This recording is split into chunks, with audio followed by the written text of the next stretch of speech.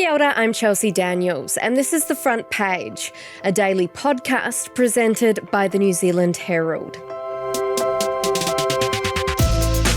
There are huge inequities facing at least 183,000 New Zealanders, and not much is being done about it.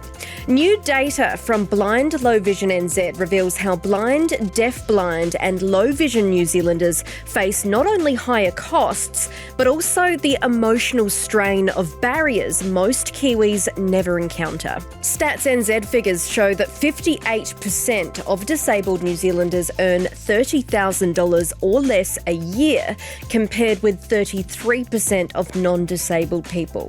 So what does government need to do to make sure this community doesn't keep falling through the cracks? Today on The Front Page, Blind Low Vision NZ Community and Inclusion General Manager Dan Shepherd is with us to speak about his own lived experience and how we might be able to help. So, Dan, everyone is struggling with the cost of living crisis at the moment, but how are these financial pressures compounded for those who are blind, deafblind or low vision? Yeah, I think in terms of the cost of being blind, deafblind or low vision, there is more than just the financial cost of being a disabled person. There is the emotional cost, the cost on your time, the cost on your energy when the barriers are in front of you, when you just want to make choices to live your life. What are some of those barriers? Can you give me an example of perhaps something that we might take for granted? Yeah, absolutely. Well, look, I like to use the example of something as simple in our everyday as getting your groceries. For somebody who's blind or somebody who's low vision like me, it takes time to prepare yourself for a trip to the supermarket. I've got to get Ezra, my guide dog, ready. I need to book my taxi. I need to count on the fact that the taxi that comes to pick us up is going to want him in their car and not drive away like some Ubers or taxis can do. Then you get to the supermarket, and as somebody with low vision, you're going to need some support to find the things you need. So you're counting on awareness and support from others to get your groceries. And then you've got to do all the things and that process in reverse to get home. Gosh, and I see that Blind Low Vision NZ has reported that clients are skipping GP appointments because travel is becoming unaffordable. What kind of financial help does the community get at the moment, and is it good enough? Yeah, so there is some support in place from schemes like the Total Mobility Scheme, whereby there is subsidised public transport or taxi travel. But again, that cost that comes into it is the time it takes to then book your taxi, to wait for your taxi, hope that they will give you access to their car to get you where you need to be. So there are some drivers that will simply just drive away if they see your dog with you. Absolutely. Yeah, look, absolutely. As a guide dog user myself, Ezra and I, we have had instances where we can clear an entire taxi rank of drivers because the drivers don't want the dog in their car. And could it be as simple as changing the rules as to, being able to say you have to accept somebody no matter what their circumstance? Yeah, look, and there is legislation that supports Ezra's access as a guide dog, as a service animal. We are faced with the challenge of driver behaviour. Really, that's what it comes down to in terms of a driver's individual view of a dog. Look, as an empowered client, I will stand there and I will cause a scene. I will quote legislation around his rights. But the excuses you get back can sometimes be quite laughable. God, what are some of the excuses?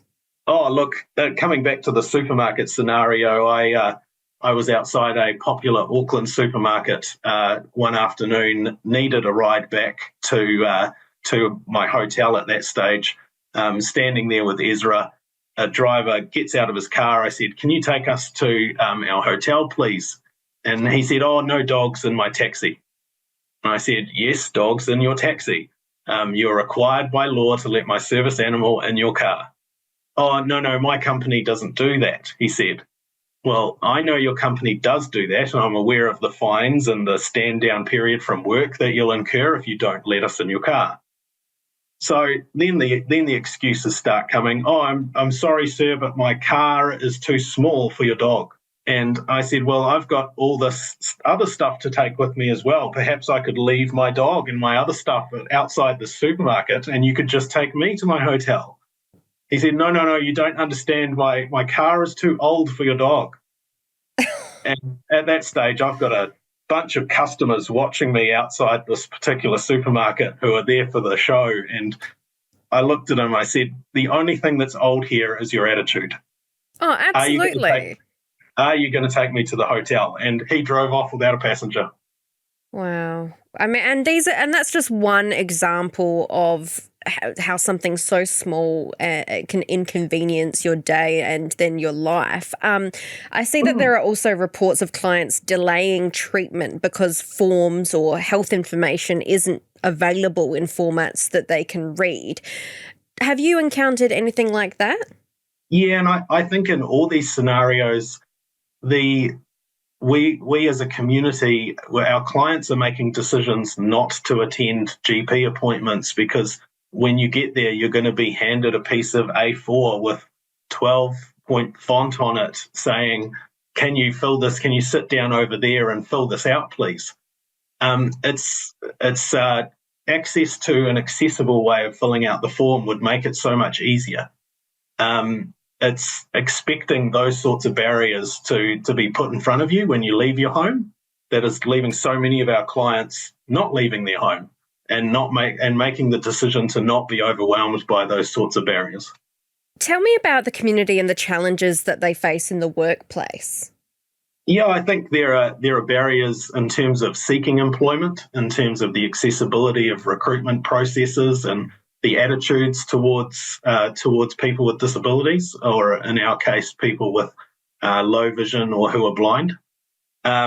If you can access or get through a recruitment process, you then have to go through the process of disclosing your disability, and that can scare a lot of employers off in terms of this belief that this person is going to cost me more than a non-disabled person.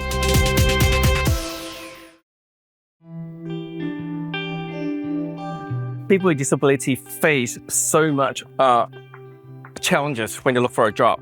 First and foremost, they have a social stigma because a lot of people have a misunderstanding about what people with disability can do. They focus on what they can't do instead of focusing on what they can do. The second thing is the employment and recruitment framework needs to change in New Zealand. Asking questions like, do you have a disability and what are your medication? That itself is actually a roadblock, and a lot of employers will actually cut off the candidate simply because they have a disability. I see that 1 in 6 New Zealanders identify as disabled. 60% are unemployed or underemployed. For blind, low vision NZ clients, 51% of working age members are without a job, and 74% of youth clients have never had a part-time or summer job. Now that's, to me, a rite of passage is to get a summer job or something during high school or uni or something like that. I mean, how can we make this happen as a community, as a society, to make sure these kids are getting those kind of experiences? Yeah, and I think that does come into that awareness piece. If you are an employer or if you have an opportunity for somebody to volunteer with you, that you're making those opportunities available to everybody.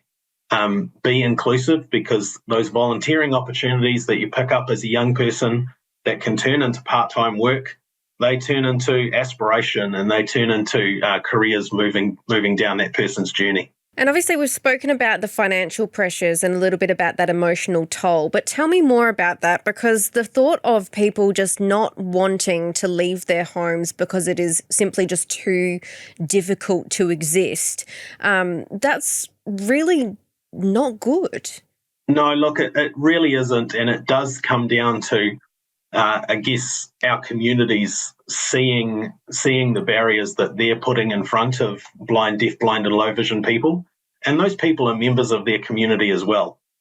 We should be able to access our communities without barriers. It was only this morning on our walk into work that I had to stop at 4 different sites to have a conversation with a construction company or a tradesman who had parked their van or their car over the footpath. Now, for that person, it's not an inconvenience. Somebody should be able to walk around their car. But for a blind person who's using a guide dog, my guide dog has to be able to find me safely around that vehicle. And, it compromises our safety. So that leads me to think, well, tomorrow, do I just work from home, or do I need to have those conversations again tomorrow morning? Yeah. And I mean, I guess, do you think that there's a feeling of, it doesn't affect me? And like you said with that tradesperson as well, he hasn't even thought about how it may affect somebody with low vision or someone who's blind or deafblind. Do you think it's because of that, because it affects a small part of the population?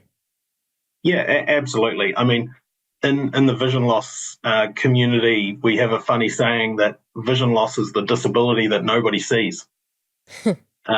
And for one, you don't see it because we're not out in community, because we are making choices not to include ourselves or not to participate in our communities because of the barriers.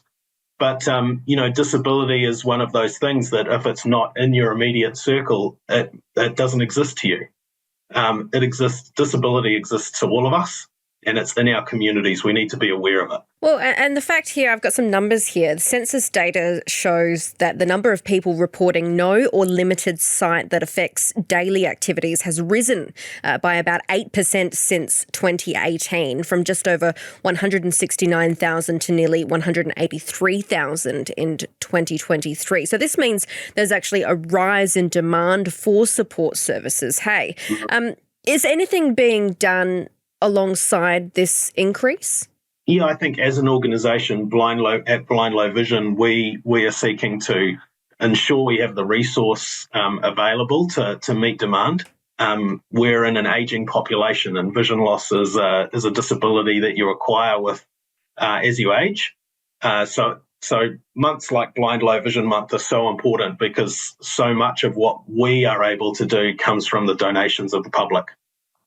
Well, isn't it about 80% of the organisation's income comes from donations? Wouldn't it be good to get more government support? Look, we at Blind Low Vision, we would love more government support because we are dealing with what is becoming an ageing population, and that 180,000 is set to grow over the next 10 years. More government support is great, but the generous donations of the public also really supports us to be able to help people to make their own choices and live in their communities the way they want. If you could change something tomorrow, whether it be big or small, what would you do first? I think the first thing to change is attitude towards disability. When we are aware as a society that people with disabilities are accessing and participating in our communities, so many of the barriers are so easy to remove for people. They don't come at a cost to remove. It's easy for a tradesman to park their van on the side of the road rather than over a driveway, and for their inconvenience, that's only 3 extra steps to their van. So I think awareness and changing attitudes is a good first step towards a barrier-free New Zealand. Why don't you think it's happened yet? Look, I think we are on a journey, and organisations like Blind Low Vision, like ours, we need to do a better job of getting in front of our communities, and there is some responsibility on ourselves as blind, deafblind and low vision people to seek that inclusion and participation. Are there any workplaces or companies that are doing a good job? Yeah, look, there are plenty of workplaces that are doing a good job, but a lot that could do a better job, and a lot that need to start that journey. So, as at Blind Low Vision, we're here to support that journey as well. Thanks for joining us, Dan.